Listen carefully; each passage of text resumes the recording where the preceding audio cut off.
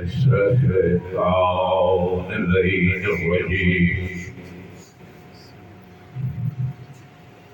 بسم الله الرحمن الرحيم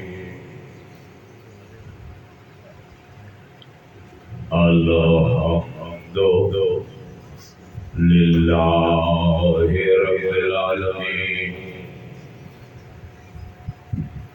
ما شاء الله ولا حول ولا قوة إلا بالله العلي العظيم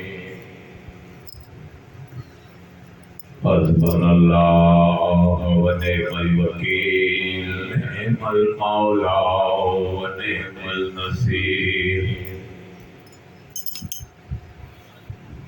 رب اشرح لي صدري ويسر لي امري واحلل عقدة من لساني يفقهوا قولي والصلاة والسلام والتحية والإكرام سيدنا ونبينا وشفيع ذنوبنا وحبيب قلوبنا أبي القاسم محمد اللهم صل على محمد وآل محمد وآله الطيبين الطاهرين الغر الميامين ولعنة الله على قوم الظالمين أما بعد فقد قال الله سبحانه وتبارك وتعالى في كلامه المجيد والفرقانه الحميد وقوله الحق بسم الله الرحمن الرحيم والعصر إن الإنسان لفي خسر إلا الذين آمنوا وعملوا الصالحات وتواصوا بالحق وتواصوا بالصبر.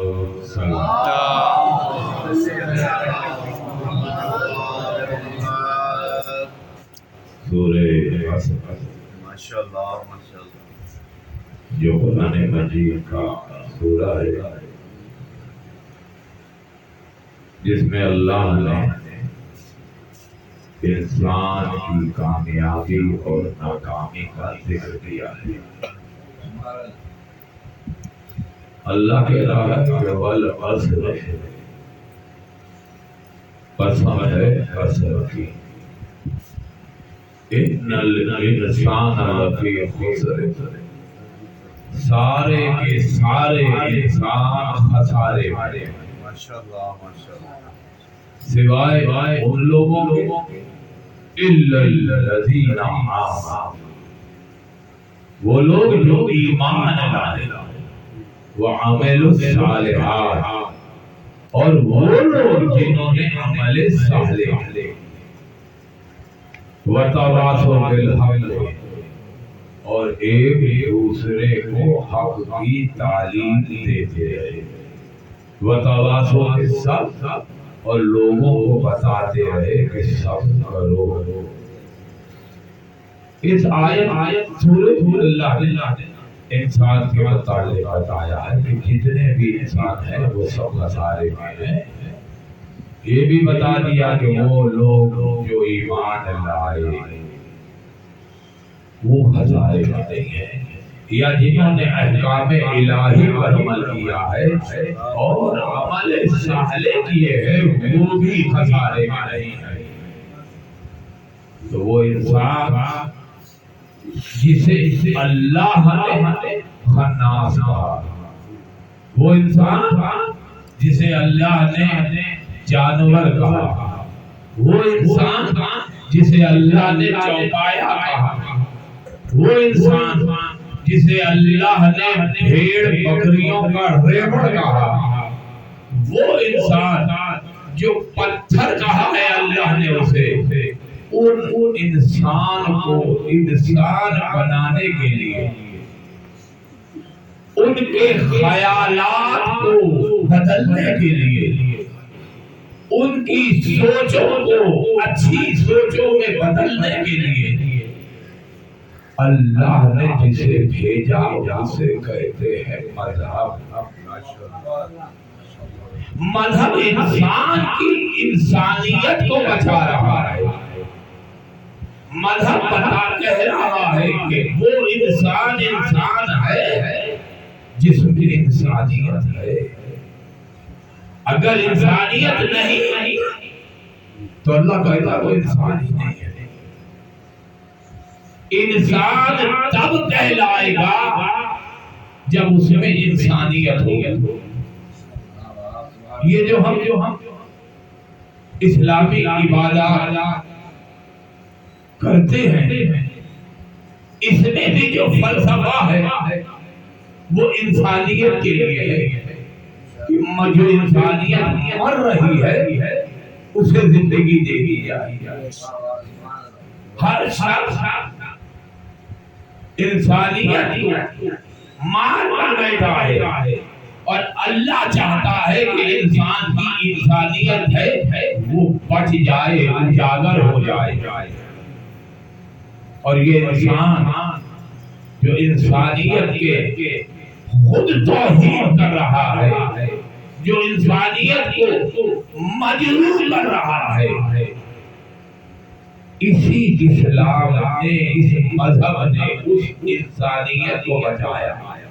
انسان کیا توہین کر رہا ہے کہ اس نے انسانوں کے مختلف گروپ بنا دیے کہ یہ کالا ہے، یہ گورا ہے، یہ آزاد ہے، یہ غلام ہے، یہ مرد ہے، یہ عورت ہے، یہ اکیلا ہے، یہ خاندان والا ہے، جتھے والا ہے، یہ قبیلے والا ہے۔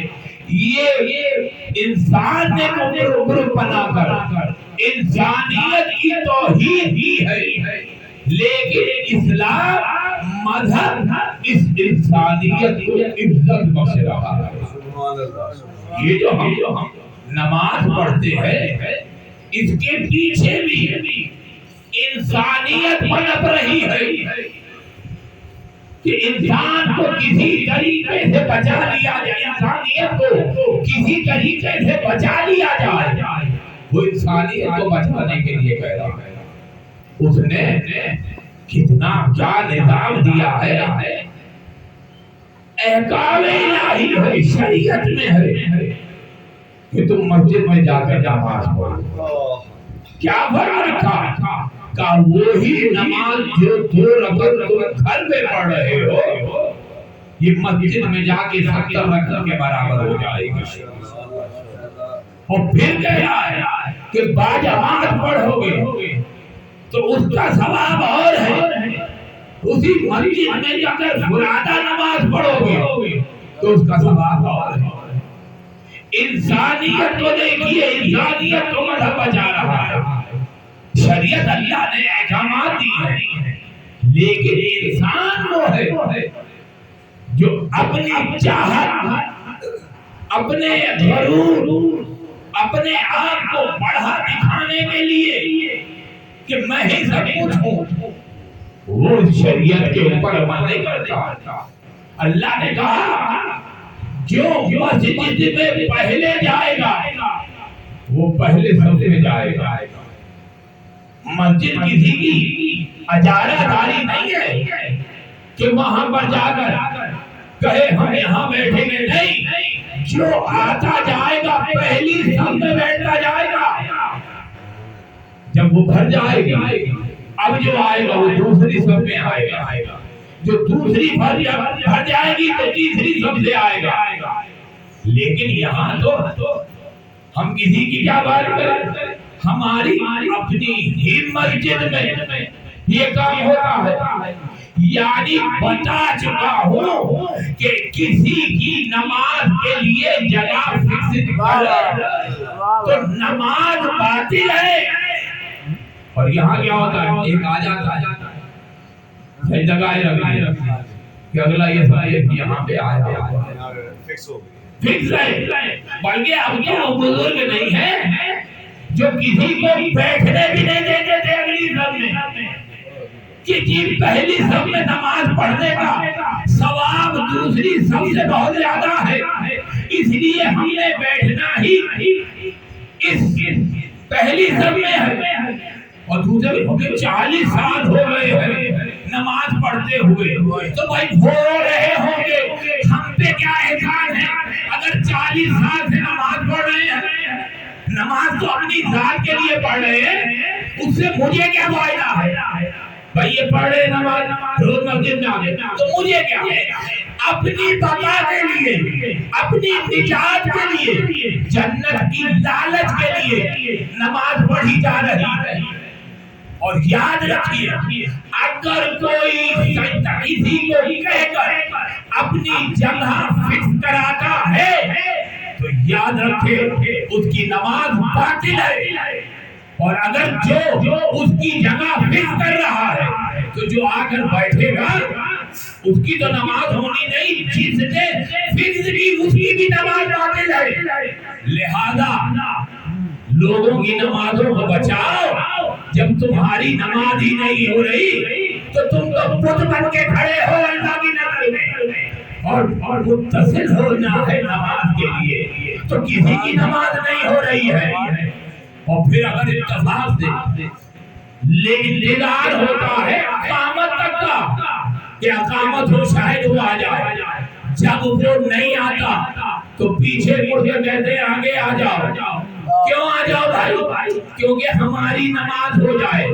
میں تو کہتا ہوں بے وقوف ہے وہ، ایک دفعہ کر کے تو دیکھے جائے نا کہ جس کے لیے جگہ رکھی تھی جاؤ اسے گھر سے بلا کر لاؤ اور نماز کر لو. مولوی بھی ہمارا خاموش وہ نہیں کبھی بولتا کہ برا بن جاؤں گا، وہ برا نہیں بنتا. وہ کیا کرے گا؟ وہ بولے گا تو اسے فارغ کر دے گا. اسے تو پیسے چاہیے. نماز پڑھا کر پیسے لینا شریعت میں حرام ہے. کوئی پیسے نہیں لے سکتا نماز پڑھانے کے. یہ پیسے میں لیتے ہیں کس ذریعے سے لیتے ہیں کہ ہم نماز پڑھانے کے پیسے نہیں لے رہے، ہم تو جو فقہی مسئلے بتاتے ہیں اس کے پیسے لیتے ہیں. تو کس دن بتائے نمازی کیا کر رہا ہے دیکھتے ہیں خاموش. یہ ان کے اوپر بھی بار ہے. ایسے نہیں جب امام آئیں گے تو 10,000 علماء کے پیٹ امام پھاڑیں گے. وہ کوئی دوسرے علماء نہیں ہیں، وہ ہمارے ہی علماء ہوں گے جنہوں نے دین کا مذاق بنا کے رکھا ہے، شریعت محمدی کو چھپا کر رکھا ہے. لوگوں کو بتاتے ہی نہیں کہ فقہ کیا کہتی ہے، شریعت کیا کہتی ہے. اور اگر وہ لیٹ آنے والا اور لیٹ ہو جائے، نماز شروع ہو جائے اور اتفاق سے اسے پیچھے نماز پڑھنی پڑ جائے تو وہ اپنی بے عزتی فیل کرتا ہے. گردن جھکا کے بیٹھا رہے گا، یوں کر کے دیکھے گا. اگر کوئی ہنس دیا تو غصہ کر جائے گا. نماز پڑھنے آیا مذاق اڑانے آیا، وہ بیچارے نے کچھ بھی نہیں کیا، صرف دیکھ کر مسکرایا. اسلام تو مسکراہٹ کے لیے حکم دیتا ہے کہ اگر کسی کو مسکرا کر دیکھو گے تو پلٹ کر وہ تمہیں محبت دے گا.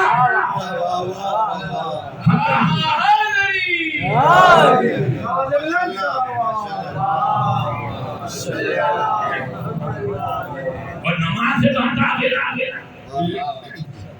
اب ہم پہلے جو فجر میں بھولے تھے اب تو مجلس کی وجہ سے اب وہ گرمی ہے، پسینے آ رہے ہیں. تو بھائی نماز تب ویسے ہوگی جیسا شریعت نے حکم دیا. ہماری چاہت ہماری سوچ بنوانے نہیں ہوگی. میری باتیں بری لگتی ہیں تو لگے، منبر پر بیٹھتا ہوں تو حقیقت منبر کے اوپر بات کروں گا. مجھے کوئی حال نہیں، میں کون سا پیسے لے کے مجلس پڑھتا ہوں کہ مجھے کوئی پڑھائے نہ پڑھائے. میں نے کبھی آج تک کسی کو کہا ہی نہیں کہ مجھ سے مجلس پڑھاؤ، بلکہ کوشش ہوتی ہے کہ بچوں. وہ گئے زمانے جب جوانی دن میں نے 14 مجلسیں پڑھی ہیں، اب 5 منٹ میں پڑھ لو تو طبیعت خراب ہو جاتی ہے، اب وہ طاقت نہیں ہے